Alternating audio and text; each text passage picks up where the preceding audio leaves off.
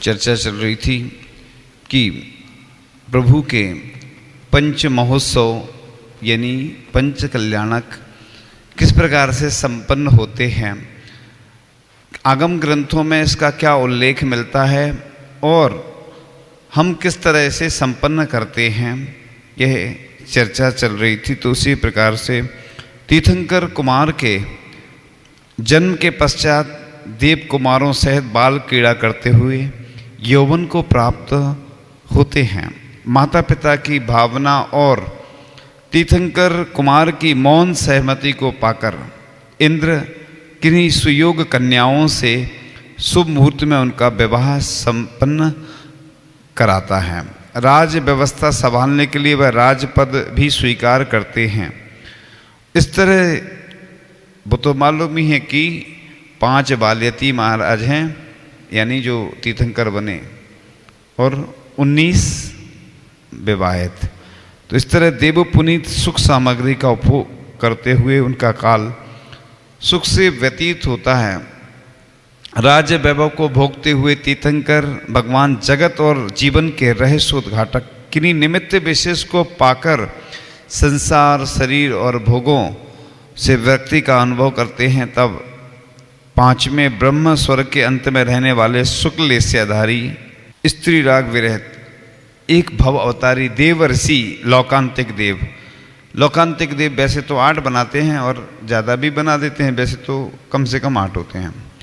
तो लोकांतिक देव आकर उन स्वयंभू भगवान के व्यक्त होने और मुक्ति प्राप्ति के उद्यम की प्रशंसा करते हैं, अनुमोदना करते हैं।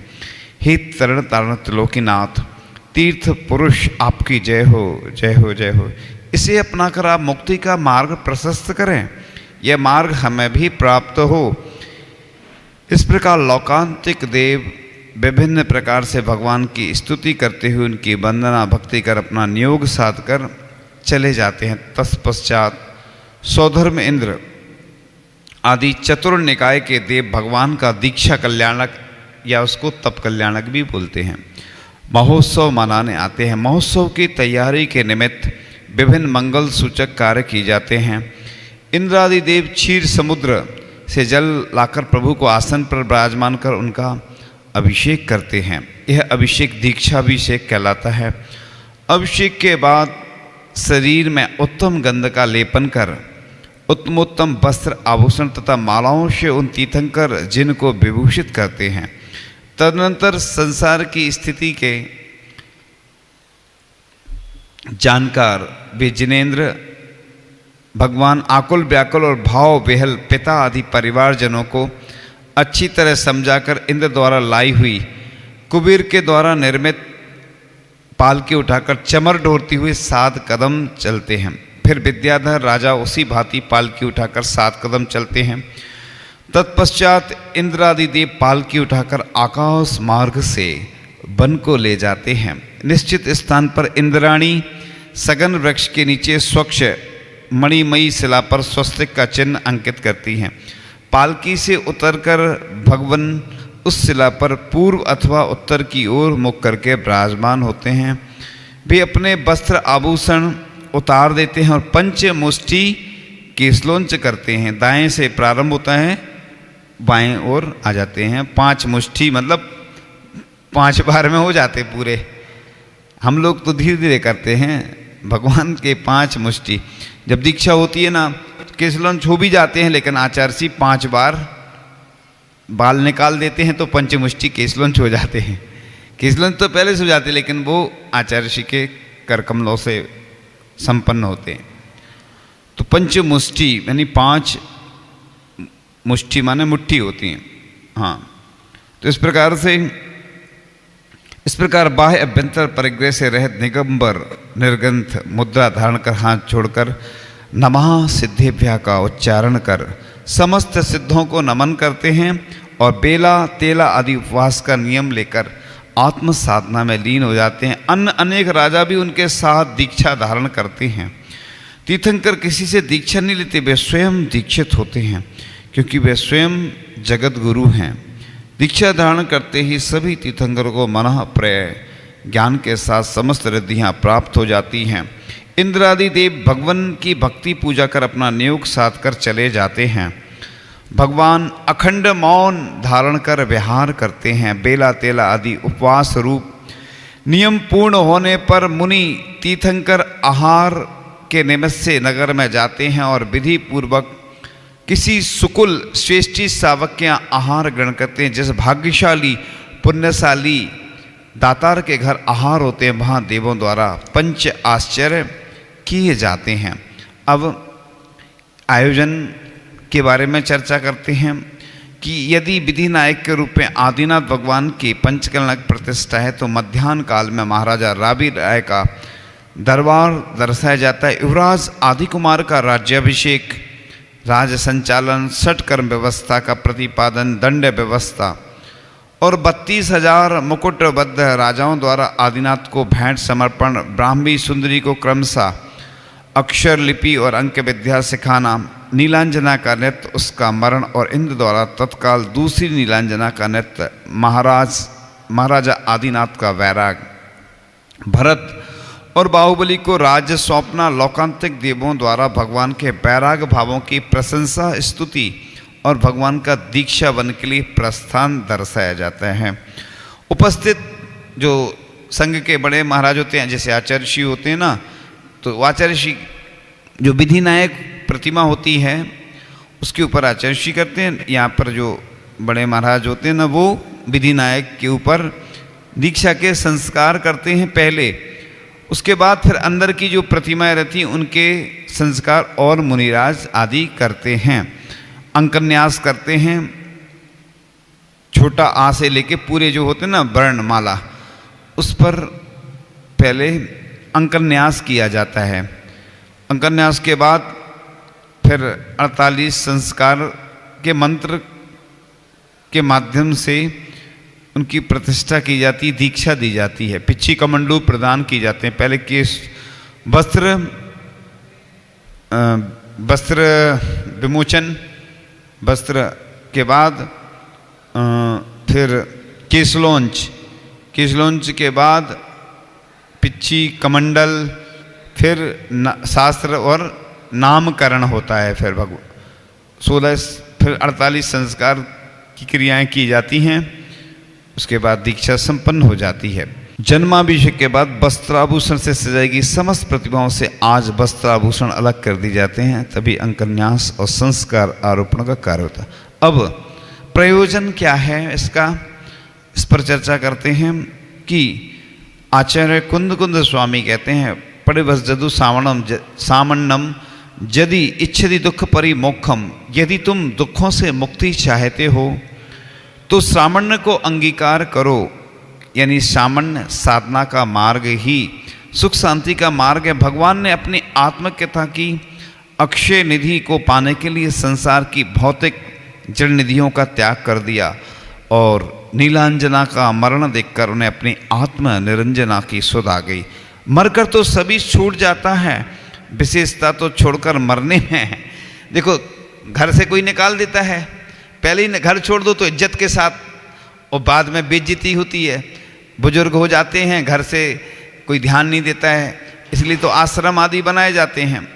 तो या तो तुम पहले से घर को छोड़ दो तो इज्जत के साथ, इज्जत मिलेगी सब जगह, सम्मान मिलेगा, और नहीं छोड़ोगे तो भी घर से निकाल दिए जाओगे तो उसमें बेइज्जती होगी। अब दो में से जो पसंद हो, इज्जत वाला के बेइज्जती वाला, ये आपके हाथ में है।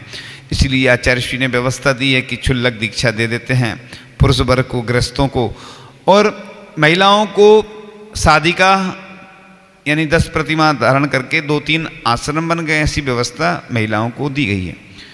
ये बात तो सही है कि जो अपना आत्मा कल्याण करना चाहता है कि हमारे अच्छे से सल्लेख ना हो, तो वो आश्रम को स्वीकार करता है। जिसकी शक्ति है वो दीक्षा धारण करता है। तो इस प्रकार से मरकर तो सभी छूट जाता है, विशेष तत्व छोड़कर मरने में हमारी चिता जले कि उससे पहले ही हमारी चेतना का दीप प्रज्वलित हो जाना चाहिए। जीवन में संयम लें, दीक्षा लें, पिच्छिका लें, यह तो श्रेष्ठ है ही, किंतु यदि इतना नहीं हो सकता तो कम से कम पिच्छिकाधारियों के पीछे तो लग ही जाना चाहिए। संतोष और सदाचरण को धारण कर जीवन की आपाधापी आकुलता समाप्त करनी चाहिए। जीवन में हम वैभव को नहीं, विराग को महत्व दें। त्यागी तपस्वियों के सिर्फ चरण ही नहीं, उनके आचरण का भी स्पर्श करें। यही दीक्षा कल्याणक मनाने का प्रसंग है। तो भारतीय संस्कृति एक ऐसी संस्कृति जो व्यक्ति के सामने दो लक्ष्य रखती है। इस संस्कृति में प्रत्येक व्यक्ति अकर्मठ से कर्मठ बनने की बात कहती है, पुरुष को समीचीन पुरुषार्थ में लगाती है, और कृषि करो या ऋषि बनो। भारत ही एक ऐसा देश है जो मुख्य रूप से कृषि प्रधान देश है। कृषि करके व्यक्ति सांसारिक जीवन में रहकर अपने जीवन का निर्वाह करता है। तो इस प्रकार से यह जो प्रसंग आता है बड़ा रोचक प्रसंग होता है, और अपन अपने जीवन को कैसे अच्छा बनाएं यह बताया जाता है। तो इस प्रकार से ये जो प्रसंग चल रहा है इसमें बहुत अच्छे प्रसंग आते हैं। अब आपको बताया जाता है कि तीर्थंकर का वैराग्य जो है इसमें आता है कि यह नियम है कि प्रत्येक तीर्थंकर के समय दीक्षा कल्याण के पूर्व ऐसी कोई ना कोई घटना अवश्य घटती जो उन्हें वैराग्य का निमित्त बन जाती। जैसे तीर्थंकर ऋषभदेव का नीलांजना का नृत्य करते समय मरण हो जाना, तीर्थंकर महावीर को जाति स्मरण होना निमित्त माना गया है। वैराग होने के बाद उसकी अनुमोदना करने के लिए वो तो आते ही हैं देव आदि। और इस प्रकार से एक और चीज़ छूट गई थी कि जब पालकी उठाते हैं तो वो देव बोलते हैं पालकी हम उठाएंगे, मनुष्य बोलते पालकी हम उठाएंगे, दोनों में विवाद हो जाता। फिर निर्णय किया जाता है कि जिन्होंने जो संयम का पालन आदि करते हैं वही पहले अधिकारी हैं, तो फिर पहले मनुष्य उठाते हैं कुछ दूर, फिर देव उठाते हैं। तो दीक्षा कल्याण के प्रसंग में ये आता ना कि मनुष्य कहते हैं कि संवाद जब बढ़ जाता है तो इस बात को लेकर तीर्थंकर के पिता के पास जाते हैं, उनसे समाधान पर जो तीर्थंकर के समय दीक्षा लेगा वही पालकी उठाने का प्रथम पात्र होगा। उस समय एक दृश्य भी उपस्थित होता, देवता अपनी देव पर्याय के बदले मनुष्य से अपनी मनुष्य पर्याय थोड़ी देर को मांगते हैं। देखो कितना देव भी कह रहे हैं कि मनुष्य पर्याय मिल जाए, अपन को मिल गई लेकिन फिर भी अपन सार्थक नहीं कर पाते। तो मनुष्य किसी भी कीमत पर उसे स्वीकार नहीं करते, तब मनुष्यों को ही पालकी उठाने का प्रथम अवसर मिलता है। बाद में देवगण पालकी लेकर आकाश मार्ग से गमन करके दीक्षा वन में पहुंचते हैं। पालकी से उतरकर तीर्थंकर भगवान स्वच्छ मणिमयी शिला पर पूर्व अथवा उत्तर दिशा की ओर मुख करके बैठते हैं। वो तो हमने पंचमुष्टि आदि बता ही दिया पहले। तो इस प्रकार से ये जो प्रसंग आते हैं बड़े मार्मिक प्रसंग होते हैं और इनके माध्यम से अपन को ज्ञान होता है। हाँ, अब एक बहुत अच्छा प्रसंग आ जाता है इसमें। देखो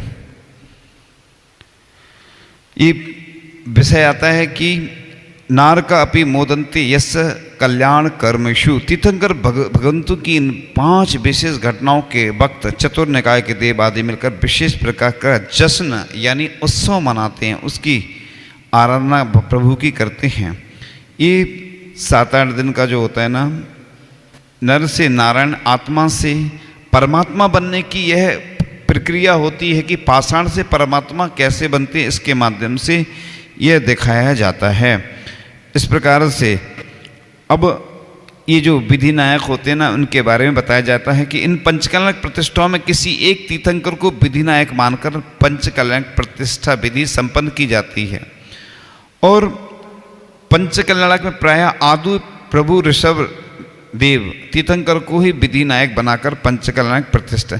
कुंडलपुर में भले ही 24 माता पिता बने हों, 24 धर्मेंद्र आदि बने, और आदिनाथ भगवान चूँकि प्राचीन हैं इसलिए उनकी ही प्रतिमा को विधि नायक बनाया जाता है। हर मंदिर के मूल नायक होते हैं, एक नगर के मूल नायक होते हैं, उसके साथ साथ हर वेदी के होते हैं, हर मंदिर के मूल नायक होते हैं। विधि नायक पंचकल्याणक के होते हैं, उनके ऊपर ही पूरी क्रियाएं की जाती हैं। तो जिन तीर्थंकर प्रभु को विधि नायक बनाया जाता है उन्हीं के जीवन की घटनाओं के अनुसार ही पंचकल्याणक तय करके संपन्न होते हैं। और स्थापना निक्षेप से अरहंत परमेष्टि के समान ही प्राणवंत, आराध्य और पूज्य बन जाती।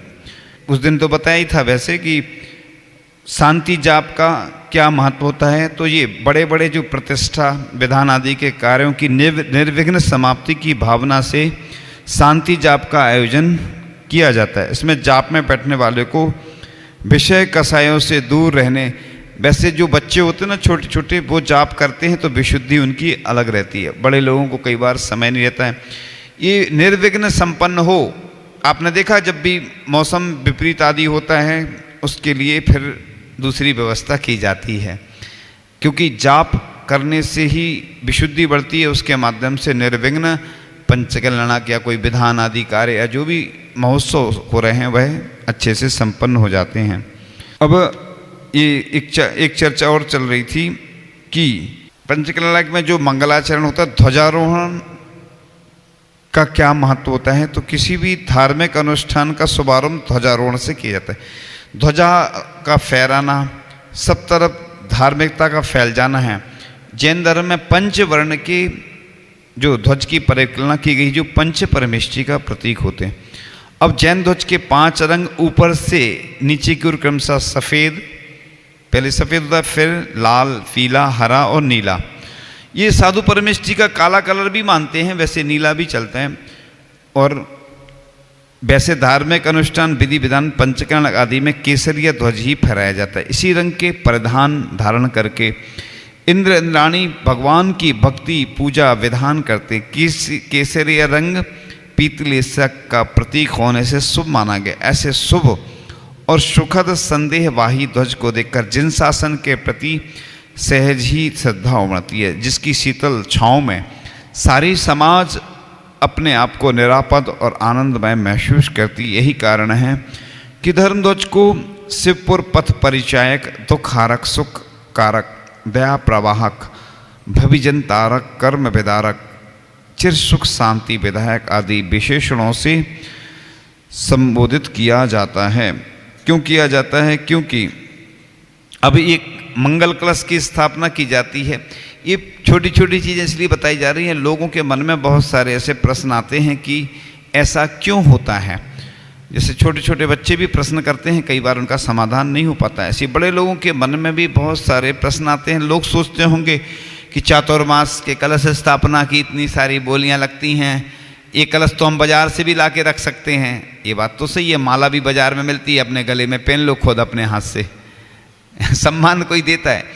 कलश मांगलिक हो जाते हैं, वही चीज़ बाजार में मिलती है, उसका महत्व नहीं है।